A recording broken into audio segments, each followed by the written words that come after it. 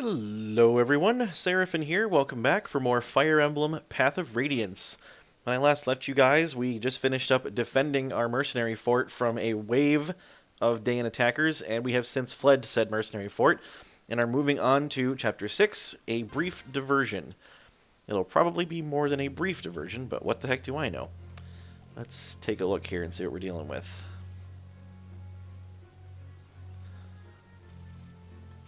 The continent of Tellius, blessed by the goddess. To the northwest lies the land of Crimea, home of the Grail mercenaries, which is that big yellowy spot there. Without warning, Crimea's eastern neighbor, the Kingdom of Daein, launches an attack on Crimea's capital city of Melior. And Daein, as you can see there, is the big red spot. And that area from which the attack is coming from is Daein's capital, called Navasa, which is an awesome-looking castle. Ike leads a handful of mercenaries to Melior to confirm Soren's news of the attack. En route, they happen upon a young woman, unconscious but unharmed. Fearing for her safety, they take her to their stronghold. There she is. It's Princess Elincia. So King Ashnard of Daein murdered both of her parents, and now the Grail mercenaries have agreed to help her and escort her to Gallia, which is the green spot. Gallia is home to the Laguz, a race quite unlike Ike and his fellow Bjork. As I mentioned previously, Bjork are basically humans, and the Laguz, as you can see here, are capable of transforming into beasts, which is awesome. Crimea and Gallia have long struggled to overcome their differences. In recent years, the two kingdoms have done much to ease the prejudice between the Laguz and Bjork factions. Their combined efforts have forged a bond of trust and friendship that may yet overcome years of intolerance. So yeah, racism is actually a very often visited point in this particular series, in this particular game, this one and its sequel. There is a lot of animosity between Bjork and Laguz in this world, so to speak, and it's not just the leading factions, but it's also just the common folk of both races are very, not necessarily outwardly hostile to one another, but they're not very accepting of one another for a myriad of reasons. There's a lot of history there, but we'll talk about that when we get there. So Ike and company escape the Daein army, abandoning their longtime base, and they begin the long march to Gallia. They slip into an ocean of trees. As you can see from the map here, Gallia is surrounded by a ring of mountains, and it's also just full of trees. There's nothing but trees. Lots and lots of trees. Personally, I don't mind trees, but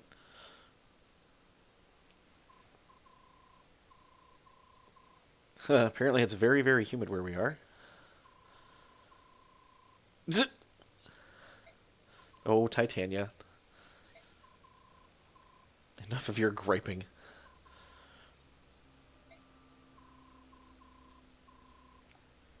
So here you have an example of the aforementioned racism, Shinon referring to the Laguz as subhumans. It's actually a very common thing for Bjork to refer to them as. They consider them, obviously, less than human, which is pretty gross. But, I mean, when it's a situation where the people just don't know any. Like, here you have Ike, for example, just doesn't know any better. He's never even heard of these people before. You've never seen a beast man before? Nope, he never has. They're a hairy bunch. Their faces are all fangs and whisker, and their claws are like daggers, razor sharp and deadly. They're beasts through and through, savage as everyone. So here you see Shinon as very blatantly an open Laguz racist. He does not like them very much. And here we have Soren being the voice of reason here, so to speak. The ones Shinon calls quote-unquote subhumans can be divided into three groups based on their physical characteristics, but they're the Beast Tribe, the Bird Tribe, and the Dragon Tribe. But they're all collectively known as Laguz. So there you go, three different kinds of Laguz. You got kitties, you got burbs, and you got Dargons. Yep, so Gallia is the home to the Beast Tribe. They are feline characteristics. There are actually three different subtypes of each of those three tribes too, by the way. They don't cover it really here, But the three subtypes of cat lagoos, there is cats. They're just cats. They're just big old kitties. There's tigers, and there are lions. And then we have the islands to the south are where the birdmen live, and the dragons are in Goldoa, which is, we haven't seen that yet. And here's Shinon berating Ike for not knowing all this stuff, even though he's a trainee and doesn't know this stuff.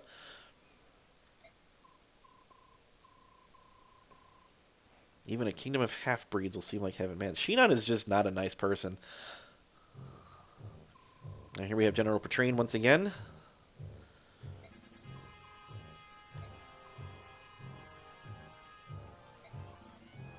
And here we have this chick, Ina, here. We're not really sure what her deal is.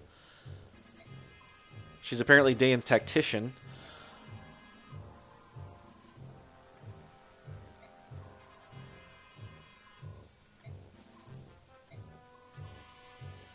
Time for the hunt to begin. Petrine, by the way, is also a flagrant racist. Actually, it's a common theme in this game that the Kingdom of Daein are generally far less accepting of Lagoos than even other Bjork nations. They just really don't like them for some reason. I don't know what the deal is. I don't know that it's ever actually explicitly explained, at least not to my recollection, and I've played through these a lot, so I don't know. At any rate, here we have Grail. We're coming up on the edge of the forest. No doubt they will attack again without knowing their numbers. Yeah, that's fair.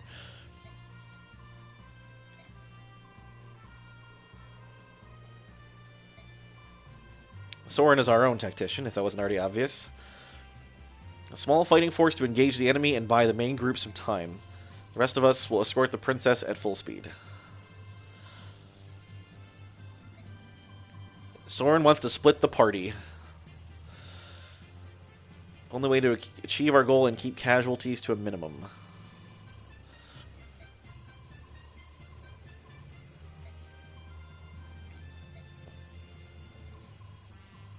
Diversionary team will be Gatry, Shinon, and me. So Grail is taking Gatry and Shinon to go divert the main pursuing force. The rest of us are taking the princess, and we're heading straight toward Gallia. Shinon here is, again, exemplifying his dickitude by calling Ike an idiot pup.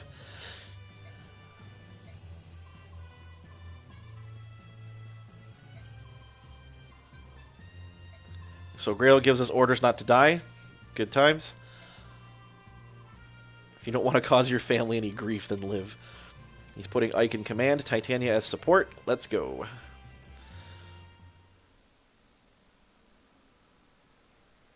What have we here? Doesn't look like a very big force. Here comes us, up on the inside the tree still, of course. There's more of them than you imagine. There's not even that many of them.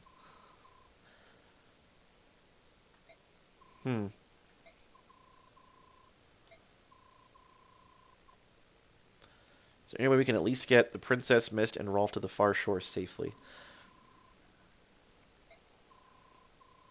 So here's Soren telling us we can use the trees as cover, so we can reach the bridge undetected, and then launch a surprise attack.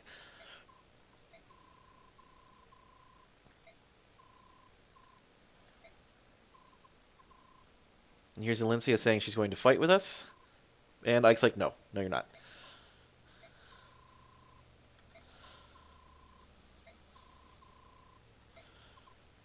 Man, he's very, this is what I love about Ike. He's so, like, innocent, and like, he just doesn't, he's just, like, so blunt and honest. And that's what makes him such a good character. He's just like, no, you're only going to get in the way. Stay back and be not fighting.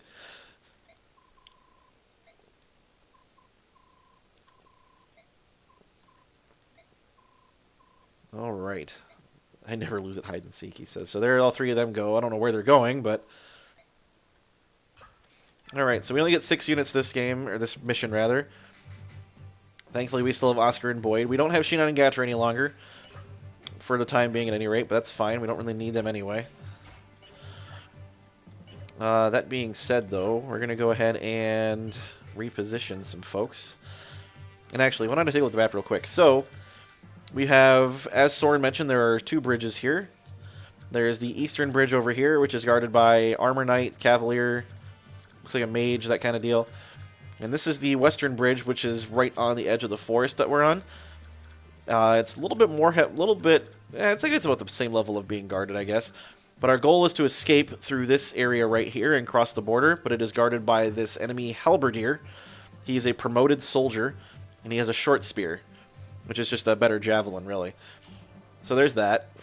He's not particularly strong, but he is quite fast. So yeah, our goal is to get as many people through this tile as we can. I think the more of your units that escape through the tile, the more bonus experience you get. So I'm going to have my whole team do that. And as soon as Ike goes through, the mission's over, is the idea. So that being said, we're going to go and reposition our dudes here.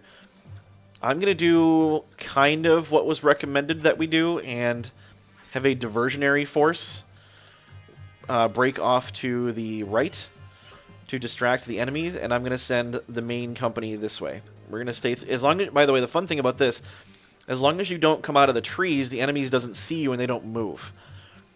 But as soon as you have one of your units bust out of the tree cover, you've been spotted and they all attack you at once. So we can actually creepily sneak through the trees to get to here and take our time doing that if we wanted to. But that's boring, so forget that nonsense. And actually, I want to double check my ranges here. Apparently I can't do that from here. That's odd. Oh well, we'll just keep with what we got. I'm confident it will be good enough. So we'll go ahead and do a quick save here. And we'll get into this brief diversion, so to speak. Alright, so Boyd could immediately dive right out of the trees and start wailing on people, which I might just have him do, honestly. Thankfully, he's not slowed down by his iron axe any longer, which is very nice. These guys have javelins and steel lances, steel bow. I think those will weigh them down a fair bit, too. I bet you I can one-round this guy. Oh, yeah, totally. So I'm going to have Boyd just dive out here and start laying into these people, and I'm going to have the rest of my group move on to the left. I might keep somebody up here with Boyd, just to make sure he doesn't get pwned, but for the most part, the people on that eastern bridge are lance-wielding enemies, which is good. Steel Lance. Yeah, I'll have Titania go with him, I think. Well, maybe not. Maybe I'll have Oscar go. Because they're brothers. They're cool with each other, right? In fact, yeah, I can probably lay into the guy with the javelin real quick. Make sure he doesn't get a chance to use it. Although I'm not strong enough to one-round him. That's alright. Yeah, we'll send Boyd and Oscar this way. And then I'll send Ike and the rest of my company to the left.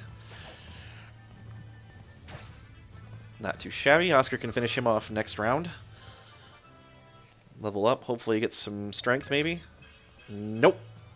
Skill, luck, and resistance. Interesting. Well, you can't have everything you want, I guess. Alright, so Ike will stick to the trees for the time being. Again, the enemy will not attack you in the trees until you come out of them, so... I could have Titania pick up Soren to get a little extra movement out of him, but that's alright. We've spotted the mercenaries. You there. Inform General Petrine at once. It's one less guy for us to fight, I guess. Oh, I guess they can see us in the forest. Oh, yeah, because we've already exposed ourselves. Never mind. So, that being said, I've got forest cover, so even if that guy does hit me, as he just did, it's only going to do 2 lousy damage. Yes, feel free to attack Boyd as much as you want. I was hoping he'd have a little bit better defense, but at least he's one-rounding these soldiers. That's very helpful. He's just fast enough to do that and just strong enough to do that, so... Happy with how Boyd's turning out so far. We got an enemy cavalier coming in. Looks like he has a poleaxe. So that's really bad news for Oscar. If he gets hit by that, he's pretty much hosed. So we're going to have to kill that guy real quick here. Steel axe? I'm not... Oh, geez. Well, that's going to be interesting. I'm just going to go iron axe this guy, and we'll have Oscar finish him off, and hopefully he doesn't die in the process. He does drop that poleaxe, though. I wouldn't mind having that. That might come in handy later. Hopefully Boyd doesn't crit because he's out of inventory space. Ow, jeez. Okay, even against a non-cavalry, that thing really hurts. Alright, so Oscar will take down the poleaxe guy and hopefully not get hit by him. I guess he wouldn't die, but he'd take a really big chunk. Completely unnecessary critical hit, as is tradition.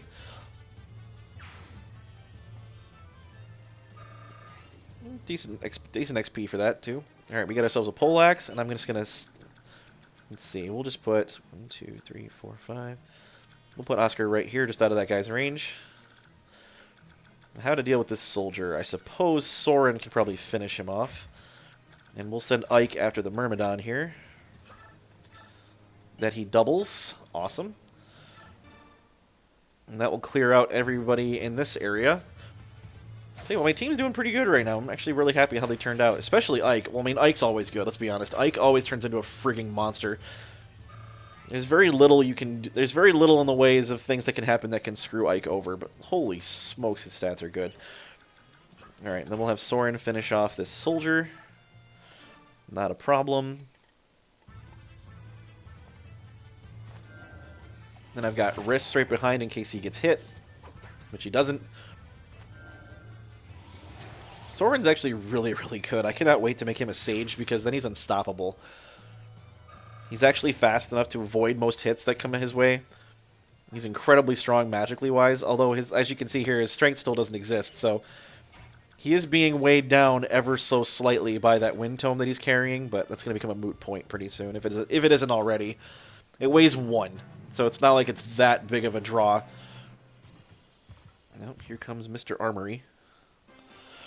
Is he holding anything? I didn't bother to check. Nope, just Steel Lance. I could probably smack the guy once with a hammer and call it a day.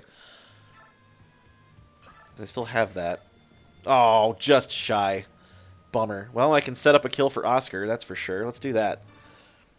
Definitely going to need a heal after this, though. We're down to 9 hit points, which is not a good number to be at.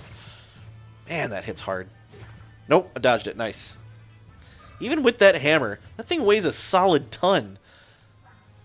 Yeah, it weighs 20, and my strength's only 10. Holy smokes. Even with that, that's pretty awesome. I don't think you can have negative avoid in this game. I know you can in some of the older games, like Fire Emblem 4. You can have negative avoid based on the weight of your weapon, but in this game, I guess that isn't a thing. It just stops at 0. It's like a hard floor, basically. Goodbye, Mr. Armor Knight. 'Twas nice knowing you while it lasted, I guess. Not necessarily, but anyway. So we got an enemy mage. We'll keep an eye out for him, but he's not going to be terribly threatening, I don't imagine.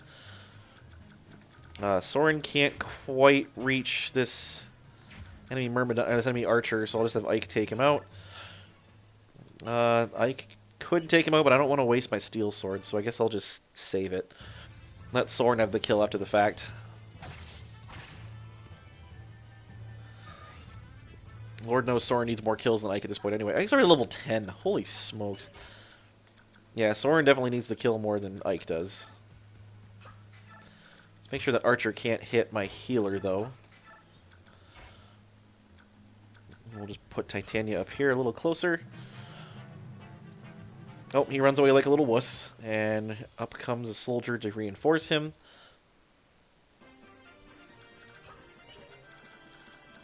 Alright, well, the soldier's about to have a bad day. I'm going to put Soren right in his way.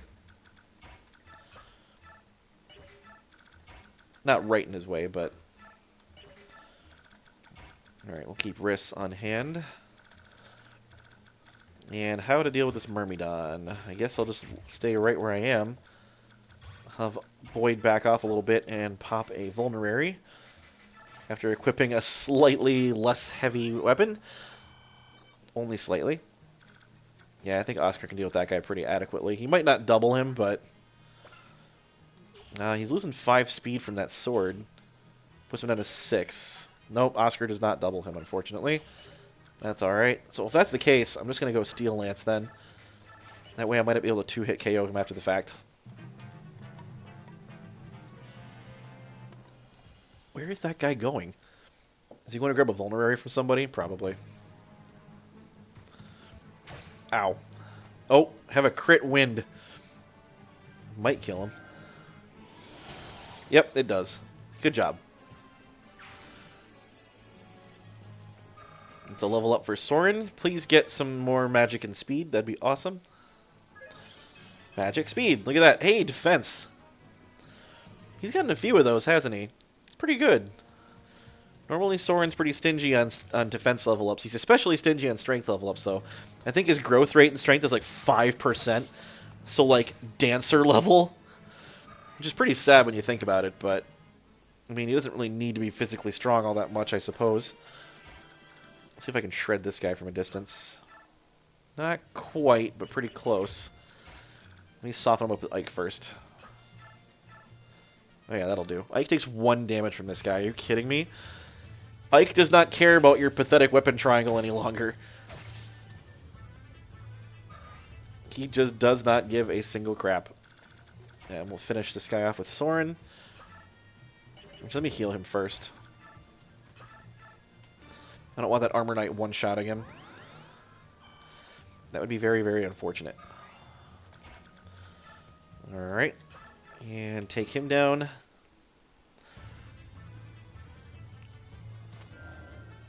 I like mages a lot. You know, now that I'm thinking about it, when I first started playing this series, like, my first game was Fire Emblem 7, so Blazing Sword, which I'm pretty sure I've said before already, but I remember playing through that the first time and just being completely flabbergasted by how cool mages are. Because they're so good. They can attack from distance and from melee. That's already awesome to begin with. But on top of that, their attack animations are just super duper cool. Especially Sage's. Like, holy smokes. Sage's in the Game Boy Advance games, so freaking cool. One of my favorites, gotta be honest. And it's just, Sages in Fire Emblem in general have always been universally awesome. I'm hard-pressed to think of any single entry in the series where Sages are just subpar. Alright, well, Oscar is no longer being weighed down by his lance. That's good. His Iron Lance, that is. Stats still are a little bit all over the place. I wouldn't mind him getting some more points in, well, everything, really. I think we're going to leave this mage to Boyd. Does he have a hand axe? He does. So we'll equip that and let him come to me. I might one-round him, honestly. Yep, he ran all the way over there just to grab a vulnerary. That's fine. Surprisingly, that Armor Knight does not go for Soren. He just steps up to Ike. Probably because he thinks that weapon triangle is going to make a difference. Well, decent hit. Oh, wow, Ike doesn't actually hurt him. Not with an iron sword, anyway. I'll bust out that regal sword and give him a surprise. That'll be fun. I bet you Boyd one-shots that priest behind the mage there. With like a steel axe or something. Speaking of, have an axe to the face. Oh, not quite a level up, but almost. The priest is going to over here and heal his buddy. He fully heals his buddy, too. Wow, look at that. Alright, well, in that case, why don't I just lay down some smackety hurt. Oh, wow, I can one-shot the mage. That almost certainly means I can one-shot the priest, too. Not quite, actually. So let's one-shot the mage, or make an attempt to one-shot the mage here. Only got to hit him once. Boom. Goodbye, mage. Boyd with a steel axe, not to be messed with. That's a level up for Boyd. What's he got? Give me some more speed, pal. Strength, speed, nice. Skill, I like it. I wouldn't mind him getting some defense, too. He could really use that. But one thing at a time, I guess. And we'll take out the priest with Oscar, that I probably double him. Yep, I sure do.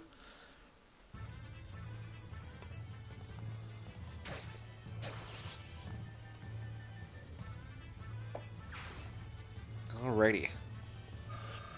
I think I'm going to let Oscar have the boss kill. Speaking of, what do we got over here? This javelin guy. 1, 2, 3, 4, 5, 6. Right here he can hit me. That's fine, I'll let him. How much damage do I do to this Armor Knight with Soren? Not quite enough. I think Ike one-rounds this guy with the Regal... Oh, maybe not. I guess the Regal Sword's not quite as good as I thought it was. Or this guy's just really bulky. 14 defense. Wow, that's not too shabby. Well, in that case, I'm just going to lay into him with the Regal Sword. If I crit him, he's dead. That's fine. If I don't crit him, then Soren can easily mop him up. Nice dodge. Very close to a level up himself there, Mr. Ike. Alright, let's finish this chump off with a wind bolt. Wind bolt? Is that what you'd call it? What do you call that? Like, a blade of wind, I guess, is what it comes at him. These 4 blades just whoosh. I mean, a little tornado forms there first, and then these just razor-sharp gales. There we go, gales of wind, I guess. I don't know. Post a comment of what you'd think I should call those. Because I honestly don't know. There's probably a multitude of different words that can be used to describe what Soren exactly is summoning to hit people with wind here. Alright, we're making good progress. This is not a very long map anyways, but looks like that Archer wants to come say hi to Oscar for some strange reason. I think Oscar will come introduce himself with a lance to the face, maybe. I can two-hit KO him if I hit him with the. He does have a vulnerary now, though. But I think he's no longer in healing mode now that he's full health. So let me just spear him in the face here, and then I'll finish him off next round. The way the enemy AI works is once they're below a certain health threshold, they go into what's referred to as like healing AI. Well, their only objective is to run away as fast and as far as they can and use healing items until they're back to full. And the weird thing about that is even when they're on like, 19 of 20 health, they'll still waste the turn healing until they're back to full. So, in a way, you can actually manipulate the AI a little bit to kind of do what you want it to do, to a certain extent, which is interesting. It's not always the most reliable method, but in a pinch it can be done. I know the AI is very easy to manipulate in Fire Emblem Heroes for certain. A lot of guides that I see users creating is making use of certain unit positioning and certain unit weapon types, I guess, being positioned in certain patterns to manipulate the AI to attack them and position them in a way that's disadvantageous to them. Hit those mercenary scum with everything you have. Well, that's not very nice. That might hurt a little bit. Yeah, that tickled a bit. That's only 7 damage, or 8 damage, I guess. Oh, jeez, I forgot about the Myrmidon. That might be a little more painful. Ow! Well, have a steel axe to your face. I don't know if those 2 soldiers are going to move. I guess not. They're flanking the boss for some strange reason, but... Alright, well, we'll take down Mr. Archie Face here with an iron axe, and then I'll just have Oscar spear the Myrmidon.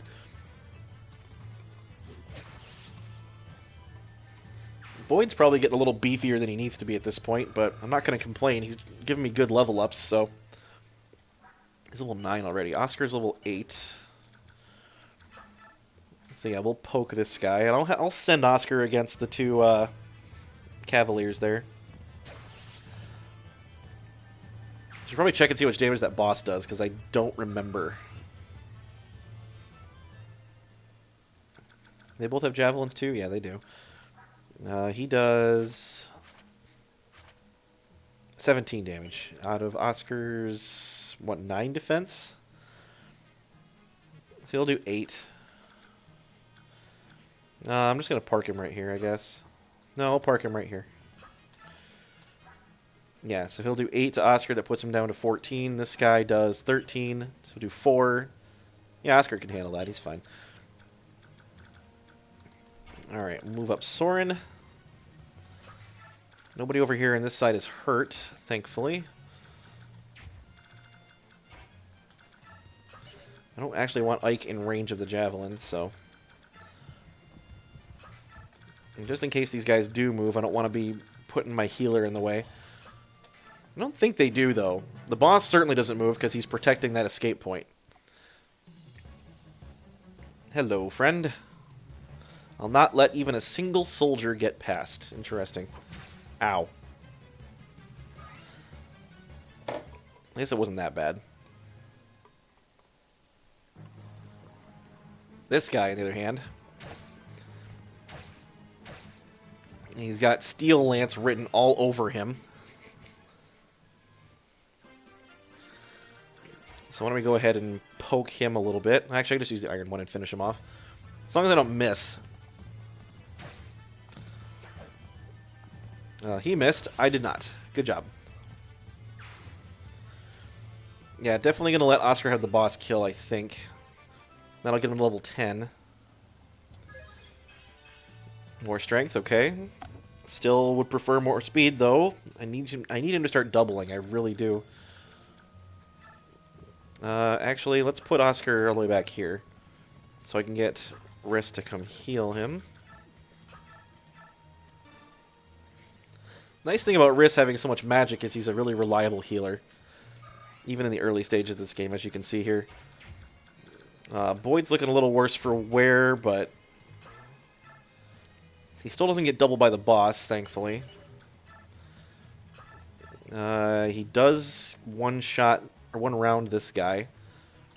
So let's let him do that, and then I'll get him out of there with Titania. So I don't need him getting picked off. Ah, are you kidding me?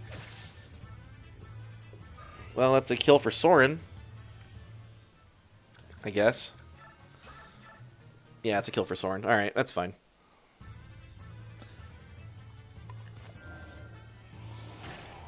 At least somebody gets to finish him off before too long. Ow!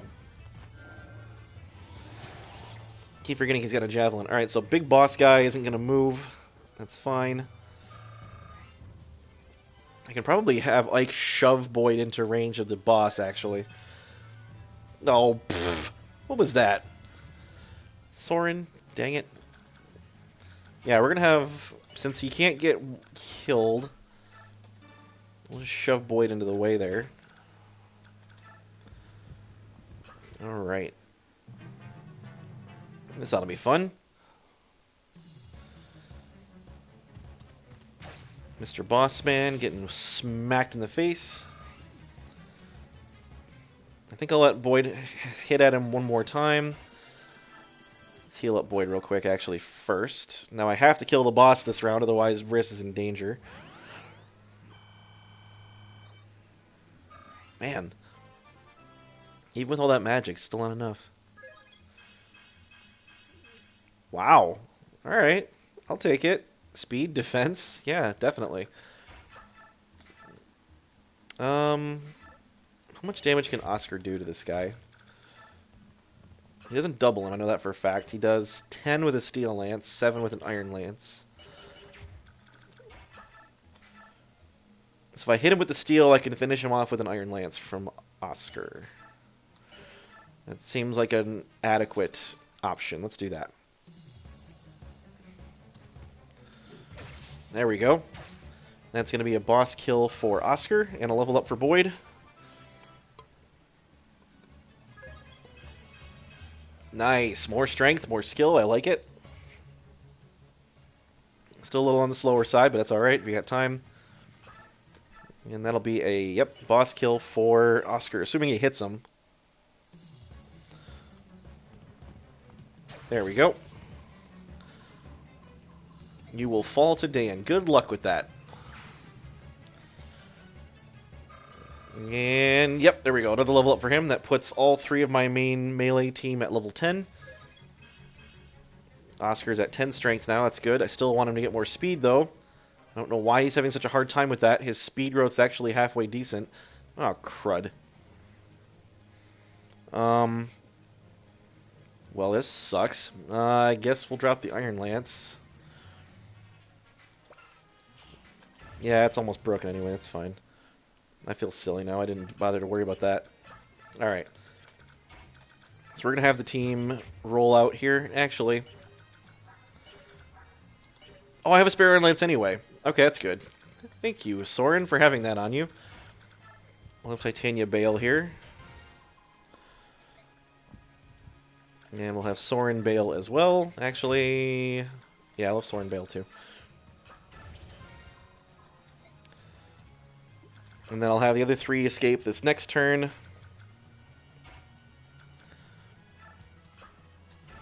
was hoping to get another turn to use the staff to get some extra experience, but that's okay. it wouldn't have made that much of a difference. Alright, and then last but not least, Ike escapes, and we are done. So that wasn't too bad. I don't know how, but we made it.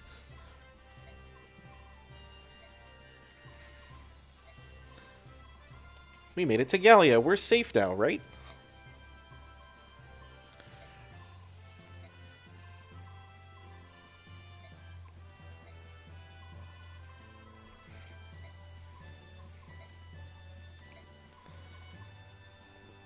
Ike's like, well, go on ahead.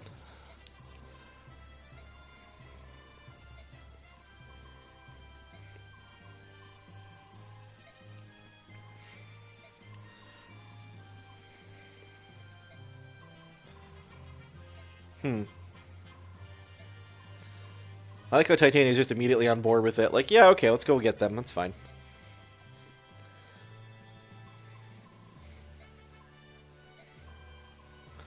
You're like a couple of old women. Wow. Anyway.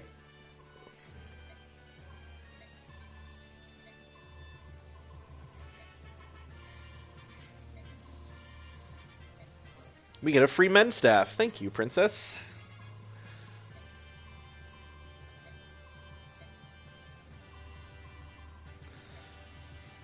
All right.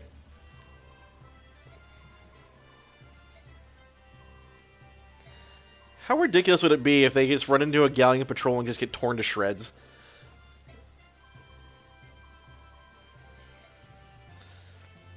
We had Edis and the Robies before. We're going to go find the commander. So we're going to go do that. We're going to go look for the commander, and we're going to look for him in the next episode. So thank you for joining me up to this point. I really do appreciate it. Chapter 6 didn't take too long, so we'll move on to Chapter 7 in the next episode. So until then, thank you for watching, as I've said. This has been Seraphin. Stay classy, internets.